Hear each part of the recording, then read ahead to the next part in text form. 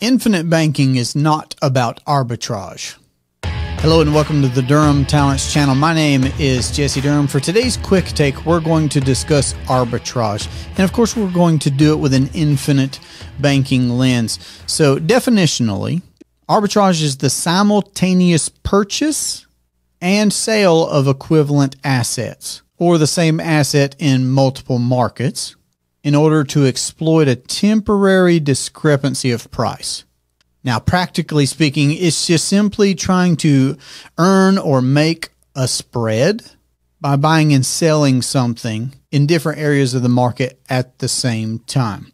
So taking money from here to put it there, you're earning this here, perhaps getting that over there, spending this here, and earning a spread.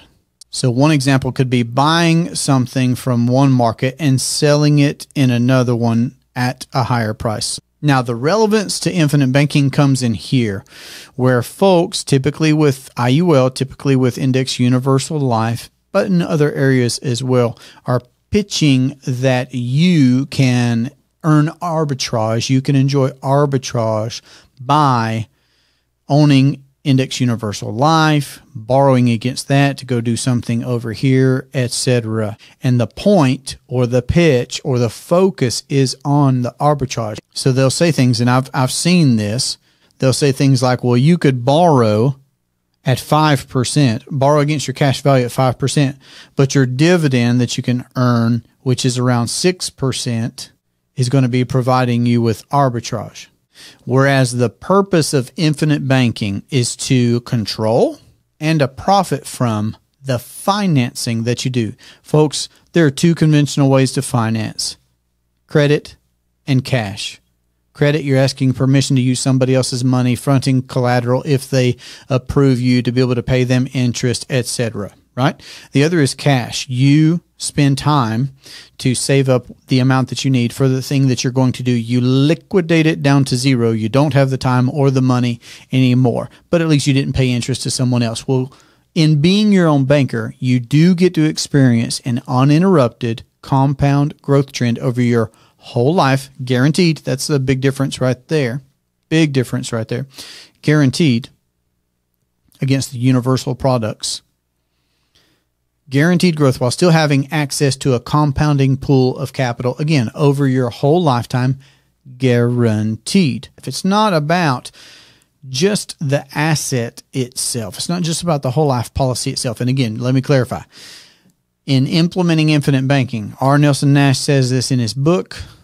I am the same way. I own whole life insurance from mutual companies that's been properly structured for the banking purpose, and these companies pay dividends. That's the ideal asset that we're using, where, yes, we have uninterrupted compound growth guaranteed over our lifetime. We have access to a compounding pool of capital that we can leverage for the financing in our life so that we can be the banker. So we don't have to use the credit method or the cash method. You will either, because everything's financed, pay interest or lose the opportunity to earn interest, conventionally financing. So the purpose of infinite banking is to control and profit from the banking function in your life. You get to earn the uninterrupted compound growth and still go out and finance the things that you were going to do or that you wanted to do anyway. It's not this shell game of trying to play arbitrage, and I would question that in and of itself. But again, that's not the foundational focus here, which is who controls the banking function in your life? Who profits over the banking function in your life? Because someone does and someone does. And I'm saying that it could be you. I'm here to encourage you that you could be controlling and profiting over the banking function in your life. And could you be enjoying the guaranteed growth of a policy and have the tax advantageous access to capital, where you have this hedge against inflation and it's a piece of private property and you can experience litigation protections and uninterrupted compound growth? Yes, all those things. And at the same time, being your own banker, enjoy the profits there in financing things from your lifestyle, or financing the business that you already have and own and operate, or financing investments that you make, being the banker, earning what the banks earn. So it's what you do with capital as your own banker that should be the focus. So be in the business of banking. R. Nelson Nash says that everybody should be in two businesses. The first business is your career or your work or your business, whatever it is that you're doing in the wide world, and then be in the business of financing that business.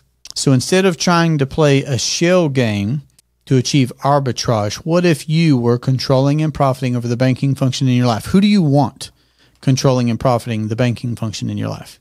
I hope that this has been helpful. If you've not yet seen my full introductory presentation to infinite banking, I would encourage you to check that out on our YouTube channel or at our website, where you can also speak with me if you have questions about what you're seeing and learning. That's durhamtalents.com. This has been a great pleasure for me. Live and leave a lasting legacy. Have a great day. Take care.